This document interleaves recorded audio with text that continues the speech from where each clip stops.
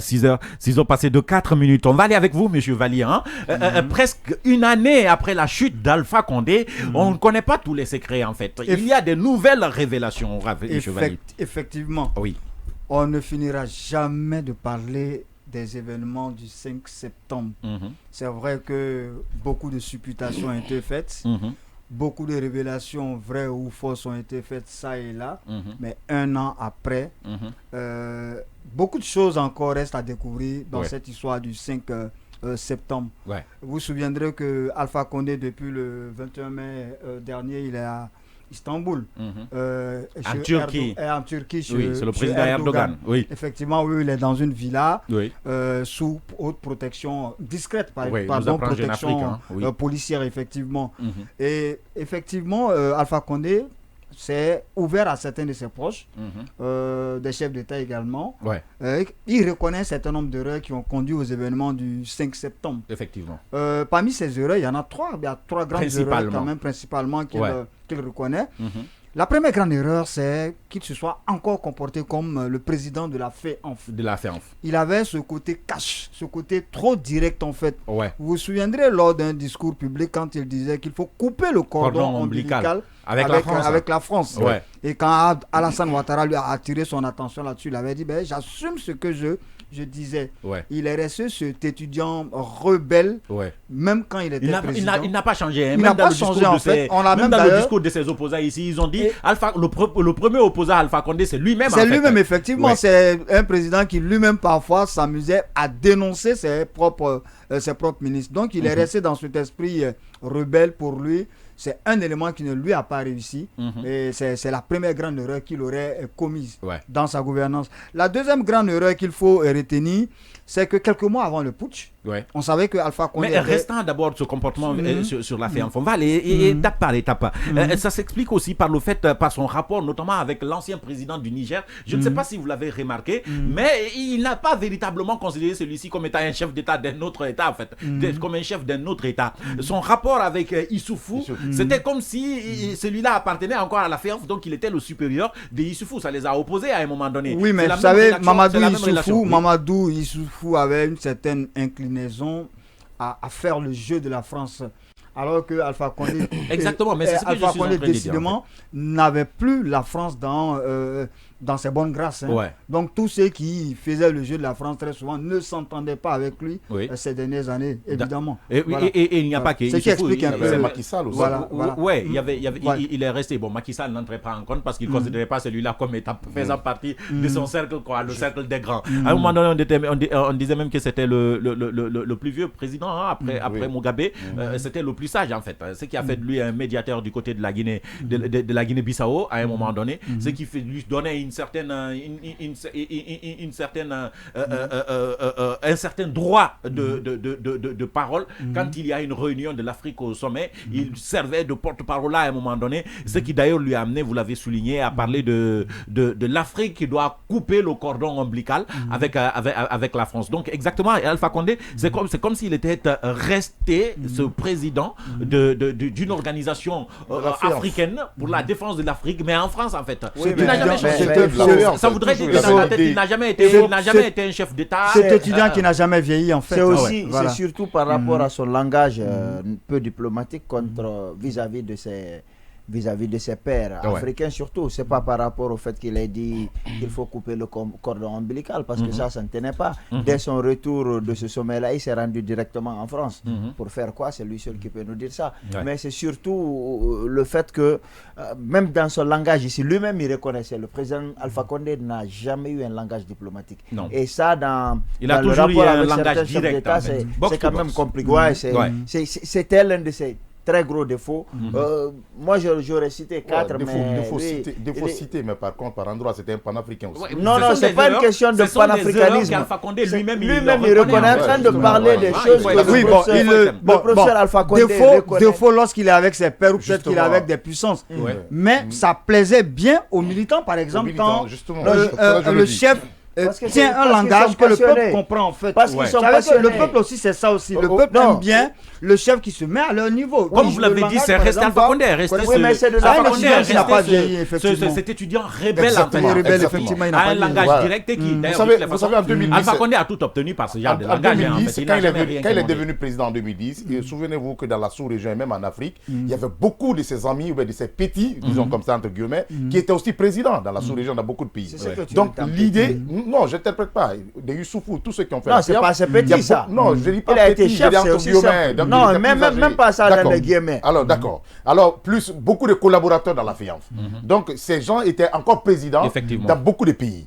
Donc pour lui, c'est toujours la FEANF aussi qui a le pouvoir aujourd'hui presque en Afrique. Donc ce discours qu'il tenait depuis la FEANF en France, c'est ce même discours qu'il fallait continuer pour faire face à la puissance aujourd'hui coloniale. Et surtout la précision par rapport à la FEANF de tous ceux qui étaient présidents à l'époque, le président Alpha Condé est le premier ancien président de la FEANF qui est devenu président de la République en Afrique. C'est ce qui lui donnait une certaine, comment dirais-je, un certain droit, comme je le disais tout à l'heure là, de parler devant les autres chefs d'État. Parce que tous ceux qui n'étaient pas dans un regroupement, la FEANF à un moment donné sont considérés comme étant des petits qu'il faut approcher. C'était le cas de Macky Sall, qui ne voulait pas se laisser faire à un moment donné. C'était le cas effectivement du président Bissau-Guinéen maintenant là. Souvenez-vous qu'il avait soutenu l'autre là, et qu'il avait soutenu le challenger d'Ambalo à l'époque, ardemment d'ailleurs, ce qui lui donnait le droit d'intervenir à des endroits.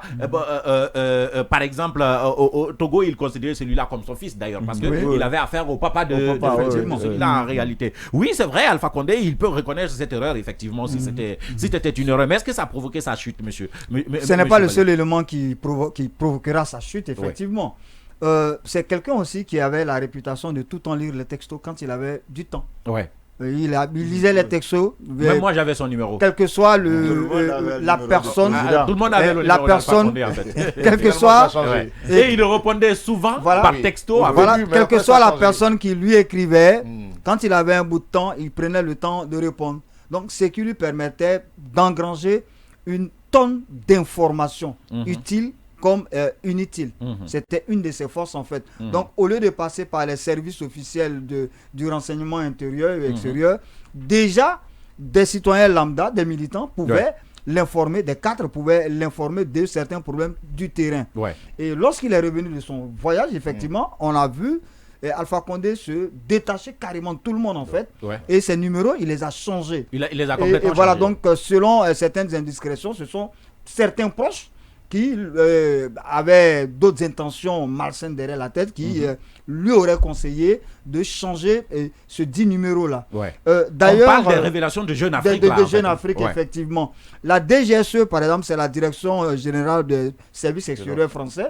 C'est le renseignement français qui, s'en étant aperçu, avait même demandé à ce qu'il mette sous sa coupole directe la Direction nationale des services du renseignement intérieur, qu'il l'envoie carrément à la présidence et que ce soit directement sous sa coupole, parce qu'il s'était rendu compte que le président était de moins en moins informé de ce qui se passait autour de lui. J'ai l'impression qu'on a piégé Alpha Condé à un moment donné, parce que vous voyez, ce changement de numéro aussi, c'est parce qu'il y avait une obstruction, enfin, il y avait un envahissement, il y avait une infestation, si vous me permettez le mot, de ces numéros, en fait, pour déloger quelqu'un d'un ministère par exemple, quelqu'un pouvait aller acheter des puces, donner à des militants et les payer pour qu'ils envoient massivement des messages nuisibles contre telle ou telle personne, pour envoyer telle information ou telle autre information à Alpha Condé pour qu'il soit convaincu que telle chose n'est pas bonne. Ça, c'était des choses par exemple qu'Alpha Condé lui-même il avait dénoncé à un moment donné et qui aurait conduit justement à changer de numéro. Surtout après le troisième mandat. Mais pour ceux qui connaissaient même le système, d'ailleurs, même les gens du renseignement intérieur parfois étaient quelque peu coupables parfois quand on réglait des comptes par le biais d'informations erronées qu'on envoyait. Donc à la fin, ça finit par parasiter les informations qui arrivaient là-bas et forcément, ça devait emmener les gens. Donc le changement de numéro, disons le changement d'habitude d'Alpha Condé, puisqu'il a changé carrément de numéro, ne l'a pas aidé, moi, à Odilon Maomi. Oui, mais selon Jeune Afrique, le changement de numéro de téléphone au niveau d'Alpha Condé ne l'aurait pas aidé, ne l'a pas aidé, puisque cela a conduit à le couper avec le monde extérieur, son monde extérieur habituel, surtout ce service de renseignement intérieur qui fournissait des informations d'ordre sécuritaire au niveau national. Donc, il y a, sauf qu'à ce niveau, cet article de Jeune Afrique, on le lit, mais je n'arrive pas. Oui, il y a beaucoup de doutes. J'ai comme l'impression que c'est un film qu'on est en train de nous colmater. Sinon, Alpha Condé, pour ce qui est des renseignements, il n'y avait pas de plus renseigné que lui. Oui, mais je vous informe, par exemple, Alpha Condé, qui est éminemment politique, eh bien, ne pouvait pas, même avec un changement, un grand lecteur, en fait. même avec un changement de numéro, je ne pense pas que cela pouvait mettre... Et pourtant, le changement de numéro, il était réel. Les cadres même, d'ailleurs, en avaient témoigné. Oui, beaucoup en avaient témoigné. Je ne conteste pas le changement de numéro, mais par exemple, incidence sur les informations qu'il pouvait recevoir. C'est les éléments. Il sait, Alpha Condé savait... Il faut reconnaître qu'après la présidentielle de 2020, Alpha Condé, il était réellement fatigué. En fait. Il n'était plus lui-même, si vous l'avez remarqué. Pas fatigué, mais non seulement il était fatigué, il était fatigué de ses Non, on disait qu'Alpha Condé, c'était lui tout seul. Il avait juste... Il s'était retiré. Au-delà, vous savez, le premier élément d'ailleurs qui est évoqué par Jeune Afrique, le fait qu'il ait continué toujours à se comporter comme étant président de la FIAF, je pense que cet élément aura beaucoup pesé sur la gouvernance Alpha Condé, parce que on le sait, tous les observateurs se disaient, mais écoutez, est-ce que c'est un président Alpha Condé? Il s'est auto-isolé, parce qu'à un moment donné, le président il était vraiment fatigué. Non, d'abord à l'international, par rapport à beaucoup de personnes, il s'était auto-isolé. Le président Issoufou avait dit que Alpha Condé ne décrochait plus à ses appels. La raison était que il lui avait dit de laisser tomber la question du troisième mandat et de sortir par la grande porte. Ça, c'est la version de Issoufou. Avant même le coup d'État, il avait dit qu'il n'a plus aucun conseil à donner au professeur Alpha Condé, qui ne décrochait plus ses appels, parce que tout simplement, il lui avait dit de laisser la question du troisième mandat. Rappelez-vous, le premier imam a dit post-coup d'État que le professeur Alpha Condé... qui a aussi joué sur le professeur, l'imam avait dit que le professeur Alpha Condé ne le recevait plus, ne décrochait plus ses appels. Rappelez-vous que le professeur Alpha Condé s'était isolé et il y avait eu à un moment donné des rumeurs faisant état d'une condamnation du professeur Alpha Condé par son médecin à 6 mois de vie qui lui restait. Est-ce que tout ceci n'a pas joué sur lui? Donc c'est la preuve même qu'il ne s'est pas auto-isolé, mais qu'on l'a isolé. D'ailleurs, on le donnait pour mort. On le donnait pour mort dans 6 mois. En fait, il n'écoutait plus personne. Il était épuisé. Il n'écoutait plus ceux qui lui disaient de se retirer du troisième mandat. Il n'écoutait plus, c'est auto-isolé le professeur Alpha Condé. Au-delà de ça, je pense qu'on l'a même manipulé à un moment donné. Il a été manipulé, c'est ça en fait. Il y a eu des soupçons même de révolution de palais. Des soupçons de révolution de palais où on tentait de l'isoler pour pouvoir au cas où... Vous savez, professeur Alpha Condé, manipulé. Et puis ceux qui avaient quitté, c'était pas facile en fait. La manipulation, oui, parce que ceux qui l'ont conseillé d'abord de changer le numéro avaient d'autres objectifs. Et c'est l'objectif là, finalement, qu'ils l'ont atteint. Parce que vous savez, dans le gouvernement Alpha Condé, il y avait beaucoup de guerrières parmi les ministres. Et il fut un moment, il y avait des super puissants. Il fut un moment, vous savez, qu'il y a des rumeurs qui ont couru que Kassori même a démissionné. Parce qu'il n'était plus écouté. Et il avait même été remplacé par l'intérim. Justement. Jané avait pris et exactement, non, ça c'était par intérim. Mais oui, mais on l'avait dit en fait, qu'il était parti. C'était la première phase du genre Bervogui, quoi. Justement. Ça aurait été Kassori. Et quand Alpha a constaté beaucoup plus de guéguerre entre ses ministres, il n'avait plus confiance en beaucoup de ministres. Donc il a changé son numéro. Il y a des ministres aujourd'hui qui n'avaient plus accès à Alpha Condé. Donc, mais les régies presque, parce que c'était d'ordre financier, il s'est dit que oui, il y a beaucoup plus de détournements. Alpha Condé se sentait impuissant par rapport à ce qu'ils lui ont fait. D'ailleurs, il n'était plus... Des témoignages de plusieurs ministres disaient qu'Alpha Condé, il ne décidait plus grand-chose en fait. Il était très fatigué. On l'a dit. J'ai quand même dit. Ce qui a fait d'ailleurs... Non, je te rapporte des témoignages. Et moi, par moment, j'y crois. Parce que ce qui a fait que d'ailleurs, on a dit qu'Alpha Condé a été l'acteur de son propre coup d'État contre lui à un moment donné. Il était fatigué. Il voyait là où le pays devrait être en train d'aller, qu'il a fomenté lui-même le coup d'État qui arrive en fait. Et ça s'est dit juste après le coup d'État. Mais il n'y a pas que ça en fait. Il y a d'autres révélations, monsieur Valli, par Jeune Afrique, de ce à quoi on ne s'attendait pas du tout. Mais là, ça, on n'a pas vu ça venir. C'est le fameux bataillon des forces spéciales. Spéciales. qui originellement avait été créé pour être déployé aux frontières en fait. Parce qu'il y avait, vous savez, à la menace djihadiste dans la sous-région, beaucoup de pays se voient attaqués par des hommes armés, souvent avec des idéologies extrémistes. Donc on avait créé les forces spéciales dans le but de les déployer aux frontières éventuellement menacées par des attaques. Mais étrangement, ces forces spéciales n'avaient jamais été déployées. Ces forces Ils n'ont jamais quitté Kaléa. N'ont jamais réellement quitté Kaléa. Elles sont restées là. Et ces forces n'étaient même pas destinées à être utilisées à l'intérieur du pays en fait.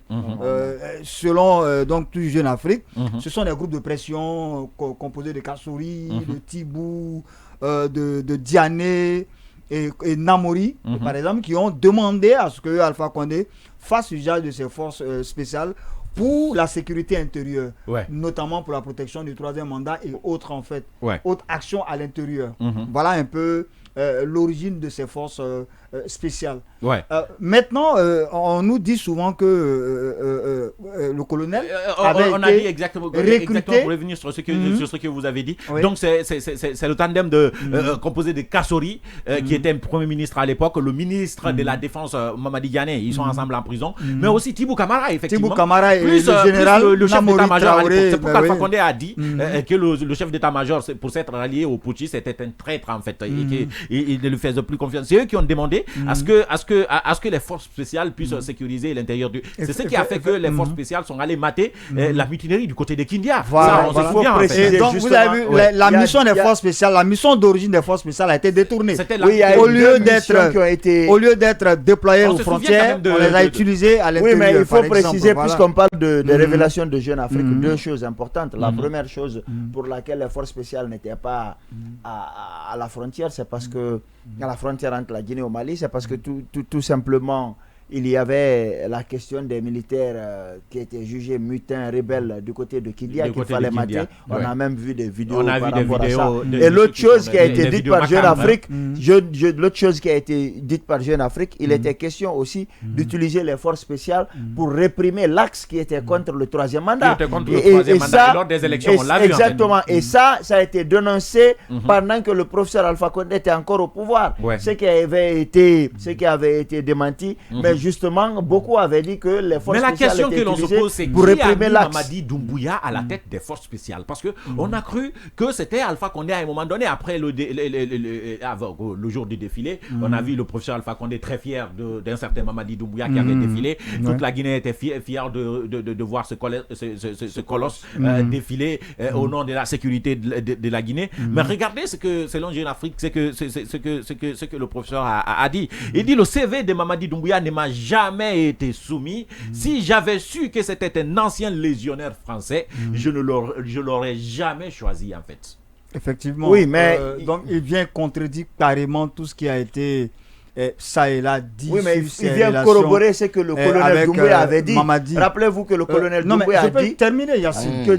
Voilà, il y a des rumeurs qui ont couru que Alpha Condé aurait appelé Mamadi Doumbouya pour créer une force spéciale. Et l'aurait personnellement équipé et l'aurait personnellement, qu'on appelle ça, financé. C'est la rumeur qui a couru au départ, en fait, sur l'arrivée de Mamadi Doumbouya.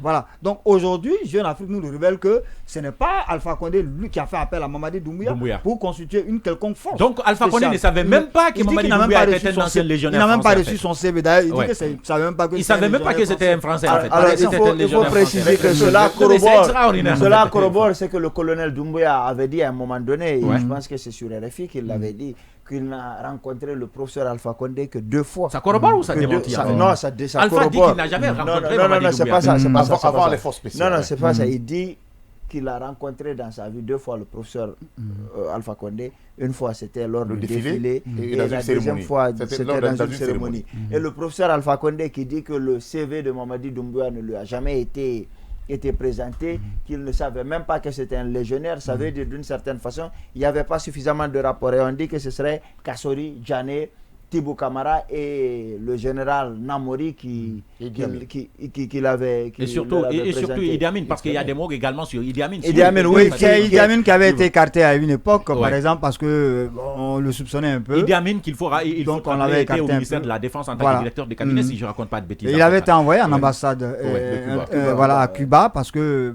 n'était pas trop en odeur de sainteté avec Alpha Condé à l'époque. Il n'est revenu qu'après le putsch. Les rumeurs qui ont couru avant même la révélation de Jeune Afrique, c'était que c'est Idi Amin qui aurait présenté Mamadi Doumbouya à Alpha Condé. C'est Idi Amin qui connaissait un peu le CV de Mamadi Doumbouya, qui était allé en France lors d'une rencontre. Sauf que ça n'a été confirmé par personne. Justement, ça n'a été. Je dis, ce sont les rumeurs qui ont couru avant, bien avant les révélations de Jeune Afrique. Sauf que c'était faux. Et puis en même temps. Donc c'est ce qui se disait avant. Et dire que Alpha Condé n'avait pas su le CV ou bien n'avait pas pris connaissance du CV de Mamadi Doumbouya. Donc ça veut dire la question, qui alors a pris le CV de Mamadi Doumbouya? Ça va rester une question. Mais il y a un élément, il y a la troisième erreur.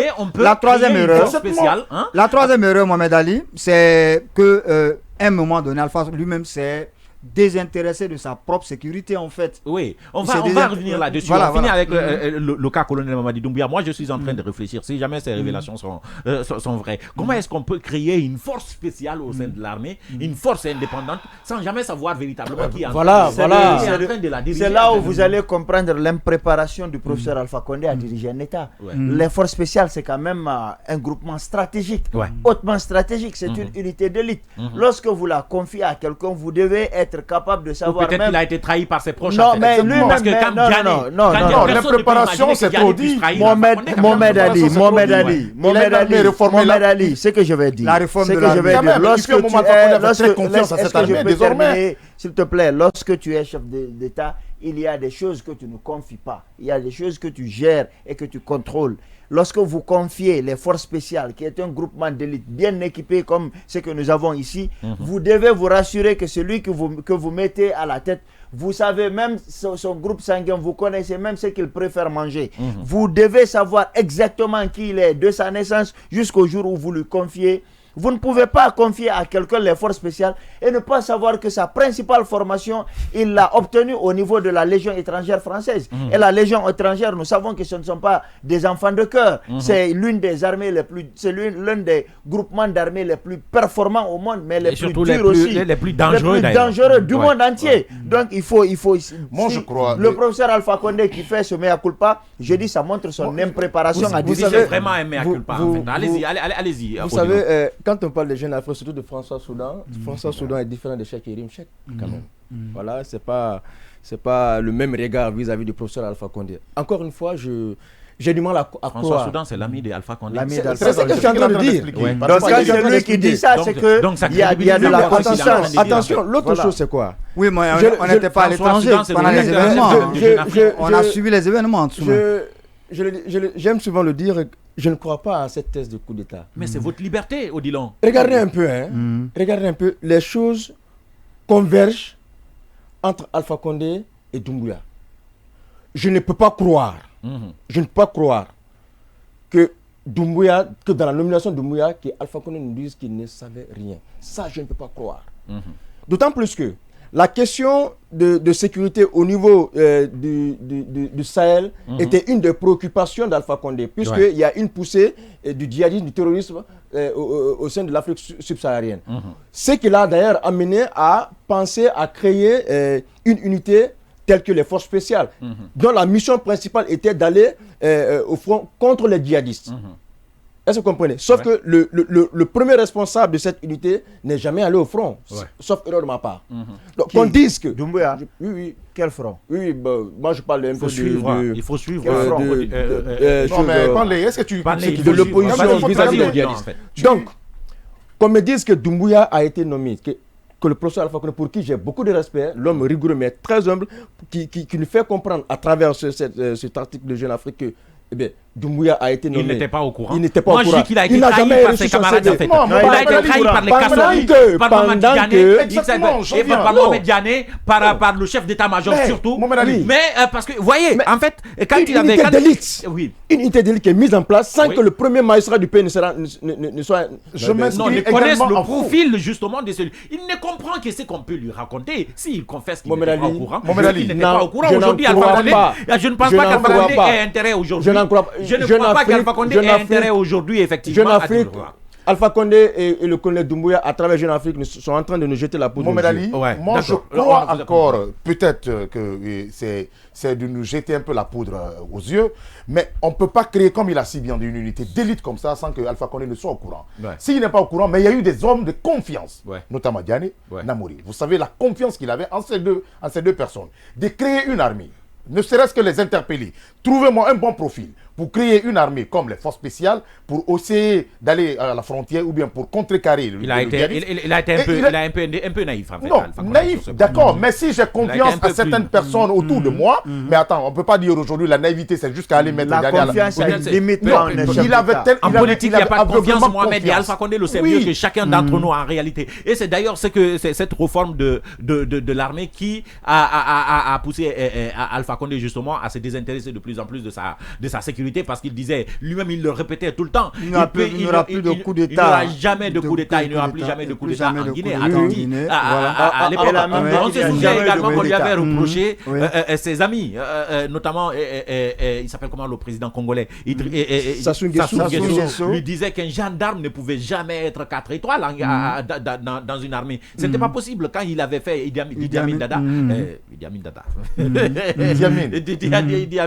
L'actuel ministre de la Défense, Aboubacar Camara, effectivement, quand il a fait de lui le général 4 étoiles, on lui avait dit effectivement que c'était une erreur, effectivement, et qu'il ne devrait pas faire de lui général 4 étoiles parce qu'il était gendarme et que ça pourrait s'avérer autrement. Et quand on lui a rapporté que Idi Amin s'est opposé à la réforme de l'armée proposée par un Français qui était là, eh ben il a éloigné Idi Amin, il l'a amené au Cuba, mais très loin. Et que là aussi les versions se contredisent, parce qu'Idi Amin a dit qu'il a eu une discussion avec Alpha Condé où il s'était opposé contre un 3e mandat et qu'il ne s'est pas compris Alpha Condé, c'est pourquoi Alpha Condé l'a éloigné. Sauf que Alpha Condé nie avoir effectivement rencontré le général Idi Amin. À n'importe quel moment, il ne lui a pas parlé, il a complètement nié cette conversation. Et lui, il a ses propres raisons pourquoi il a éloigné une fois. Donc à la fin, Alpha Condé ne s'intéressait même plus à sa sécurité parce qu'il faisait confiance à l'armée. Effectivement. Vous savez, on a tous salué ici la réforme de l'armée. On a dit que c'est l'une des réformes les plus réussies parce que nos militaires ne débarquaient plus dans les rues pour semer la panique, parce qu'on a connu cela à une certaine époque. Je me souviens même parfois, même dans les lieux de loisirs, les gens rentraient, les boîtes de nuit, les gens rentraient armés de Kalachnikov ou bien d'armes à poing, et parfois même avec la grenade sur eux, avec donc tous les dangers que cela pouvait représenter. On ne voyait plus cela dans nos rues. Les militaires avaient une certaine discipline qui avait commencé à s'instaurer dans notre armée nationale. Donc, ça rassurait un peu le citoyen lambda. Mais que le président lui-même croit que tout est parfait parce qu'il y a une longue réforme de l'armée qui a été engagée, que tout est parfait, ça a été la grande naïveté d'Alpha Condé, qui a cru que tout était devenu parfait. On en sait même un peu plus sur comment Alpha Condé a été arrêté, parce que nous apprendrons, il était monté dans sa chambre pour les clés du bunker au niveau du palais Sékou Touré. C'est là où il a croisé le détachement des forces spéciales. Le détachement des forces spéciales, le colonel Alia. Il a rencontré le colonel Alia, qui lui a signifié justement que c'est la fin de son pouvoir. Mais avant, c'était déjà la maison était déjà fouillée, prise en fait. Et c'est là où l'argent et ce qu'on reprochait à Alia et à son équipe avait disparu et tout. Et c'est pourquoi on avait condamné Alia à l'époque. Alia qui est dans une situation très compliquée, en tout cas dans l'opinion généralement, qui est dans une situation très compliquée, parce qu'on nous apprend qu'on ne sait toujours pas où il se trouve et que des militaires de forces spéciales disparaissent. C'est des informations qu'on nous donne. Toujours est-il que on ne sait pas dans l'opinion où se trouve Alia et qu'il était l'autre homme fort de ce pouvoir. Même le cerveau. Voilà, et malheureusement, on ne sait pas où il se trouve. La dernière chose qu'on doit dire sur ce sujet, c'est le médecin d'Alpha Condé qui lui donnait 6 mois. Donc Alpha Condé devrait mourir avant 6 mois. Non, il faut dire ça. Il faut dire les choses comme ça. Il ne donnait pas plus de 6 mois de vie à Alpha Condé après le coup d'État. Il avait dit au colonel Mamadi Doumbouya qu'Alpha Condé ne vivra pas au-delà de 6 mois. Donc Alpha Condé devrait mourir 6 mois avant le coup d'État. Oui, et ça c'est une chose, mais ce n'est pas la première fois qu'un chef d'État est condamné chez nous. Rappelez-vous que le général Lansana Conté aussi avait été condamné exactement à 6 mois. Oui, mais là c'est la différence. C'est son médecin après le coup d'État qui dit Alpha Condé ne vivra pas plus de 6 mois. Oui, maintenant je parle du président du général Lansana Conté aussi. C'était son médecin en Russie qui avait dit qu'il lui restait 6 mois de vie. Oui. Et d'ailleurs, depuis qu'il lui a dit ça, le général a cessé d'aller en Russie pour se soigner. Il est resté en Guinée. Oui. Et donc moi, mis à part le fait que les gens parlent de son médecin, il y a une erreur du professeur Alpha Condé qu'il n'a pas reconnue et qui est aussi l'une des raisons de son coup d'État. Pour moi, c'est la principale. S'il n'avait pas commis cette erreur, il n'y aurait jamais eu de coup d'État. C'est cette boulimie du pouvoir, cette envie de s'éterniser au pouvoir. Parce qu'il a fait ses 2 mandats. Si le professeur Alpha Condé avait transmis le pouvoir à quelqu'un, il ne serait jamais renversé. Il serait ce qu'il a toujours voulu être, le Mandela de l'Afrique. C'est parce qu'il a voulu modifier la constitution pour s'éterniser au pouvoir. Ouais. Parce que rappelez-vous, ses 2 premiers mandats, il les a fait sans problème. Ouais. C'est après c'est pas sans problème, hein. 10 ans de contestation. Il n'y a aucun pouvoir qui ne se fait pas avec contestation. Ah ouais. C'est que je dis quand je dis sans problème. Non, mais tous les chefs d'État. On va rester dans le cadre de cet angle. Monsieur Valli, si Alpha Condé disparaissait 6 mois après le coup d'État, il se serait passé quoi? Après le coup d'État, mais moi parce qu'il devrait mourir 6 mois après le coup d'État. C'est ce que son médecin a dit. Et il se serait passé quoi si Alpha Condé n'était plus là aujourd'hui? S'il n'était plus là aujourd'hui, je vois le RPG se déchirer un peu plus. D'accord. En fait, jusqu'à présent, parce qu'il est vivant, les gens ils se respectent un peu parce que je me dis qu'il y a des limites qu'on ne veut pas atteindre, mais je sens que... Parce que l'homme vit pour l'instant. Parce que vous savez, c'est quelque part, le parti s'est construit autour de l'homme. Ouais. Et le parti, l'homme est un peu l'idole même des militants. Qu'il soit là ou pas, aujourd'hui, les militants ont un respect religieux pour lui. Si demain il venait à ne pas être là, moi je pense que le RPG... Est-ce que si Alpha Condé disparaissait dans les 6 premiers mois qui suivaient le coup d'État, le pouvoir de colonel Doumbouya allait être aussi consolidé?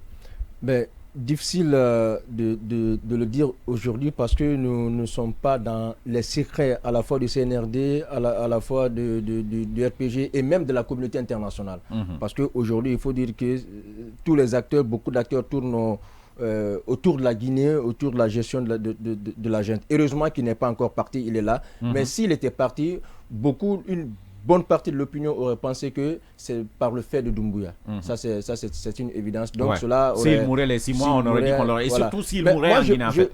Est-ce que cela, d'ailleurs, n'a pas encouragé, justement, les autorités à le laisser aller se soigner, d'abord à Dubaï? Ils étaient obligés, la junte était obligée de laisser le président Alpha Condé sortir. Pourquoi? Parce que, d'abord, c'est quelqu'un qui a un carnet d'adresse. Très étouffé à travers le monde. Ouais. Voilà, il est encore, si peut-être il n'est pas beaucoup aimé en Guinée, mais à travers le monde, Alpha Condé a des relations et il est encore soutenu par certains. Donc, si la junte n'avait pas pris des dispositions pour que le président aille se faire soigner, il serait mis à dos même la CEDEAO. Mais permettez-moi de placer un petit mot par rapport au général Idi Amin. Je me souviens de l'homme un jour dans une conférence qu'il a tenue dans une des universités de la place, privée de la place, conférence avec pour thème les réformes des armées africaines. Ce jour, il y a un élément qui a retenu mon attention. Après tout ce que, au niveau de la Guinée par exemple, après tous les moyens qu'on a investis dans les réformes de l'armée, il a garanti dans sa communication ce jour que, quoi que vous fassiez, vous les civils, l'armée ne s'intéressera jamais au pouvoir. Mais pour ceux qui pensent qu'il avait d'autres prétentions vis-à-vis du pouvoir, là je peux y croire. Ouais, mais c'est de la communication. Moi j'ai entendu un général me dire qu'il jamais il ne restera Alpha Condé un coup d'État arrivé. C'est pourquoi il va de toutes les façons. Moi les 6 mois avant même qu'on a annoncé, qui a été annoncé par le médecin, avant les 6 mois, il y a des rumeurs qui couraient également, je vous dis, que c'est Diané seul qui était rentré en possession de ce document, de ce dossier médical d'Alpha Condé. Et après les 6 mois, déjà, ça n'allait plus entre les forces spéciales et le ministère de la Défense, pour une question de budget. Du coup, les forces spéciales étaient isolées un peu vers Kalia, vers Fourikaria. Et les 6 mois, l'armée, c'était une débandade. Tout le monde s'est préparé, après Alpha Condé, qui allait prendre ce pouvoir. Diané notamment, selon la rumeur, je le dis bien, Diané notamment, et Namori notamment, et d'autres qui étaient aussi dans la grâce du pouvoir, qui voulaient prendre ce pouvoir après Alpha Condé. Tout le monde s'est préparé. Et même dans les camps, chacun avait ses portées, chacun avec ses hommes. Et le lundi qui suivait, selon ces informations, le colonel et d'autres membres des forces armées devaient être arrêtés. Et c'est ainsi, puisqu'il y a discorde entre eux, le colonel a pris son destin en main. Ouais. Et venir, lui, faire son propre coup. Parce qu'il a compris que ça n'allait plus. Donc, Diané, c'est pourquoi la dernière fois, ça s'était préparé. Il s'était préparé, mais c'est parce qu'en amont, il n'y avait plus d'attente. Okay. Et Diané, et d'autres, selon les rumeurs, Diané voulait arrêter même Doumbouya. 6h passées de 38 minutes, mesdames et messieurs. Eh bien, c'est tout ce qu'on pouvait dire sur ce sujet, ces révélations de Jeune Afrique. Vous êtes chez les polémistes et nous restons dans la Guinée du colonel Mamadi Doumbouya pour poursuivre cette émission avec d'autres sujets.